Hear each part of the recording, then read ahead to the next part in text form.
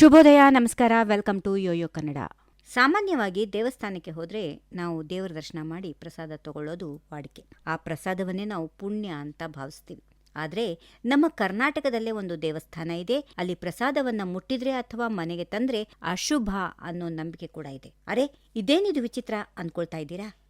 ಹೌದು ಸ್ನೇಹಿತರೆ, 1 ಕೋಟಿ ಶಿವಲಿಂಗಗಳಿರೋ ಪುಣ್ಯಕ್ಷೇತ್ರ ಕೋಲಾರದ ಕೋಟಿಲಿಂಗೇಶ್ವರ ದೇವಸ್ಥಾನದಲ್ಲಿ ಇಂದಿಗೂ ಇಂತಹದ್ದೊಂದು ಸಂಪ್ರದಾಯ ನಡೆದುಕೊಂಡು ಬರ್ತಾ ಇದೆ. ಪ್ರಸಾದ ತಿಂದ್ರೆ ಕೆಟ್ಟ ಶಕುನ ಅಂತ ಭಕ್ತರು ಯಾಕೆ ಹೆದರ್ತಾರೆ?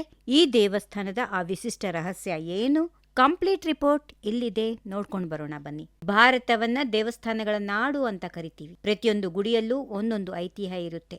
ಆದ್ರೆ ಕೋಲಾರದ ಕಾಮಸಂದ್ರದಲ್ಲಿರೋ ಈ ಕೋಟಿಲಿಂಗೇಶ್ವರ ಕ್ಷೇತ್ರ ಮಾತ್ರ ತುಂಬಾನೇ ಡಿಫರೆಂಟ್. ಇಲ್ಲಿ ಕೋಟಿ ಕೋಟಿ ಶಿವಲಿಂಗಗಳ ದರ್ಶನ ಮಾಡೋದು ಎಷ್ಟು ವಿಶೇಷವೋ, ಇಲ್ಲಿನ ಪ್ರಸಾದದ ವಿಚಾರ ಕೂಡ ಅಷ್ಟೇ ವಿಚಿತ್ರ. ಇಲ್ಲಿ ಪೂಜೆಯ ನಂತರ ಸಿಗೋ ಪ್ರಸಾದವನ್ನ ಭಕ್ತರು ಮನೆಗೆ ತರೋದಿಲ್ಲ. ಹಿಂದೂ ಧರ್ಮದಲ್ಲಿ ಪ್ರಸಾದವನ್ನ ದೇವರ ಅನುಗ್ರಹ ಅಂತ ಗೌರವದಿಂದ ಭಕ್ತಿ ಶ್ರದ್ಧೆಗಳಿಂದ ಸ್ವೀಕರಿಸಿ ಸೇವಿಸ್ತೀವಿ.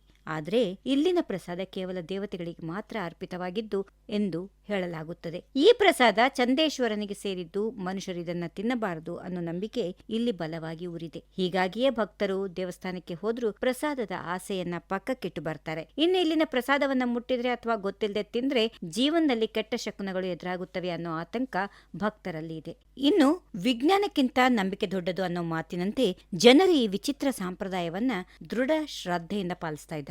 ಪ್ರಸಾದವನ್ನ ಸಾಂಕೇತಿಕವಾಗಿ ಸ್ವೀಕರಿಸಿದ್ರು ಅದನ್ನ ಸೇವಿಸದೆ ಗೌರವದಿಂದ ಅಲ್ಲೇ ಬಿಟ್ಟು ಬರೋದು ಇಲ್ಲಿನ ಪದ್ಧತಿಯಾಗಿದೆ. ಭಾರತೀಯ ಸಂಸ್ಕೃತಿಯಲ್ಲಿ ಇಂಥ ನೂರಾರು ನಿಗೂಢ ಆಚರಣೆಗಳು ಇರುತ್ತವೆ.